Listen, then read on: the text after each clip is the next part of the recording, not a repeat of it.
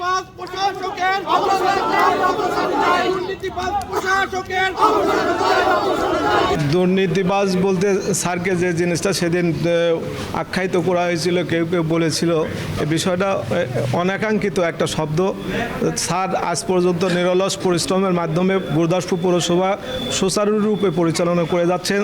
সেই ছাপ অলরেডি আমরা পৌরসভার কর্মচারীরা উপলব্ধি করতে পেরেছি এবং গুরুদাসপুর পৌরসভার জনসাধারণরা উপলব্ধি করতে পেরেছেন, যার কারণে স্যার কোনো দুর্নীতিবাজ না, দুর্নীতিমুক্ত হিসাবে পৌরসভাকে এগিয়ে নিয়ে যাক এই প্রত্যাশা আমরা করি। গত 26শে ফেব্রুয়ারি পৌরসভার কর্মকর্তা কর্মচারীদের নিয়ে মানববন্ধনে পৌর প্রশাসক জনাব ফাহমিদা আফরোজের বিরুদ্ধে দুর্নীতি যে স্লোগান দেই তা আদৌ সত্য নয়।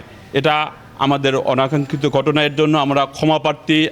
এবং আরও যা কিছু করা হয়েছিল, টায়ার জ্বালানো থেকে শুরু করে অন্যান্য অপ্রাসঙ্গিক যে কথাগুলো বলা হয়েছিল, এগুলো আদৌ সত্য নয়। আমরা আবেগপ্রলুত হয়ে বা আমরা বিভিন্ন বিষয়ের পরে এগুলো মানে ভুলগুলো করে ফেলেছি, তো আমরা ক্ষমাপ্রার্থী। এই ঈদে জামা জুতো অ্যাক্সেসরিজের ডিসকাউন্ট। আমরা সবাই ক্ষুধার্ত, অনেক বেতন বাকি, ক্ষুধার্ত, সামনে রোজা ছিল। এই জন্য আমাদের কর্মচারীরা বিক্ষুব্ধ, কিছু কর্মচারীরা কিছু অনাকাঙ্ক্ষিত ঘটনা ঘটিয়েছে, টায়ার জ্বালিয়েছে বা বিভিন্ন রকম বক্তব্য রেখেছে আমাদের প্রশাসক মহোদয়ের বিষয়ে এবং অন্য কিছু অফিসারদের বিরুদ্ধে। এটার জন্য আমরা অত্যন্ত দুঃখিত। সুযোগ্য পৌর প্রশাসক মহোদয়ের কাছে আমরা ক্ষমাপ্রার্থী, আমরা সবাই ক্ষমাপ্রার্থী। 20 তারিখে একটা আমাদের বোঝার আসলে ভুলের কারণে আমরা বেতনের একটা বিষয় নিয়ে বুঝতে পারছিলাম না কি অবস্থা। আমাদের প্রশাসক সাহেব অনেক ভালো, কিন্তু আসলে বোঝার ভুলটা হয়তো আমাদেরই ছিল। তাই আমি ফেডারেশনের কর্মচারী সেক্রেটারির পক্ষ থেকে সবার জন্য আমি স্যারের কাছে ক্ষমাপ্রার্থী এবং দুঃখিত। যদি তারা সত্যি ক্ষমা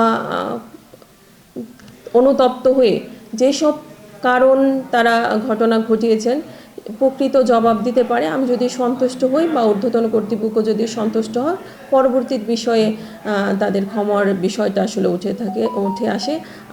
আমি বলবো যে কোনো সরকারি কর্মচারী যদি কোনো অপরাধ করেন, নির্দিষ্ট বিধি আছে সেসব ব্যবস্থা নেওয়ার জন্য, সে অনুসারেই পরবর্তী ব্যবস্থা এখানেও হবে।